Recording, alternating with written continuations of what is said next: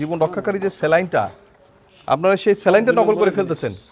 এটা কিভাবে আপনি ওর স্যালাইন এন লিখলেন, আপনি যে কোনো ধরনের পানি স্বল্পতায় মানে প্রাণ শক্তি যোগাতে সাহায্য করে সেটা লিখলেন, সবকিছু ঠিক আছে স্যার, আপনি সব রকম করলেন, কোম্পানিটা আপনি শুধু ইউনিসল লিখলেন আর সব ঠিক রাখলেন। আপনাদের একটু ভয় করে না? কীভাবে আপনি পুরোটাই নকল করছেন আপনি এভাবে। আর আমি এটা বললাম যে এটা ঠিক আছে ছিল, এইভাবে নকলের দিকে আপনাদেরকে ধাবিত করছে কিভাবে? আর আমি একটা জিনিস বুঝি না, আপনি মনে হয় না এই জিনিসগুলো যখন আপনি বাইরে কিনে খেতেন এসএমসির মনে করেন আদলে, সেটা কোনো অনুমতি নেই, কোনো অনুমতি সংস্থা তাকে অনুমতি দেয়নি।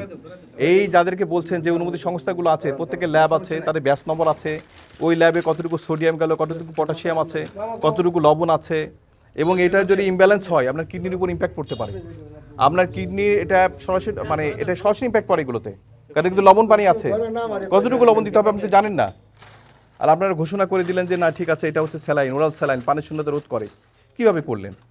না কোনো কেমিস্ট নিয়েছেন, ওটা তো ল্যাবের কথা নাই মানে ইয়ে করলাম যে সেটার কোনো কিছুই না। আপনারা কাদেরকে বানাচ্ছেন, খ্যাপে যারা আছে ওই স্থানীয় তাদেরকে নিয়ে করাচ্ছেন, এটা তো খুবই দুঃখজনক। তাহলে এগুলি এখন কি করতে হবে? এগুলো নষ্ট করতে হবে। আর এইগুলো ওরাল স্যালাইনগুলো ওরাভিটগুলো সিবিটের মাধ্যম দিয়ে, এটা তো মানে এটা আপনি যেটা করছেন স্কোয়ারের আদলে করলে আমার আপত্তি নেই, কিন্তু আপনি মোরগজাত আইনটা, মোরগজাতের অনুমোদনটা আপনি বিএসটিআই থেকে নিয়ে নেন। আর হচ্ছে যে ওইখানে ওই ভিটামিন সিটা, ভিটা সি পরিবর্তন করছেন একটু, কি জন্য ভিটামিন সি নালে ভিটা সি লিখছেন না, ভিটামিন সির কথা লেখা আছে প্রবলেম এখানে, ওটা তুলে দিলাম। ওইটা ওরা সিবিট, ওই সিবিটের ব্যাপারটা লিখতে গেলে তো সিবিটের সাথে ওই সম্পর্কটা চলে আসবে। ওই ওরার জায়গা সিবিটা বা ওই শব্দগুলো আপনি বিএসটিআইতে গেলে ওরা নিজেরাই পরিবর্তন করে দিবে, কারণ একই মোরগ জাতে একই রকম অনুমতি তারা দিবে না। সুতরাং ওরাই আপনাকে বলে দিবে যে আপনি এখানে নামটা পাল্টান, ঠিক আছে, এটা আপনি করতে পারবেন, কিন্তু স্যালাইন ওই ওরাল স্যালাইন আপনি কোনো অবস্থায় করতে পারবেন না। টেস্টিটা কি করবো স্যার তাহলে?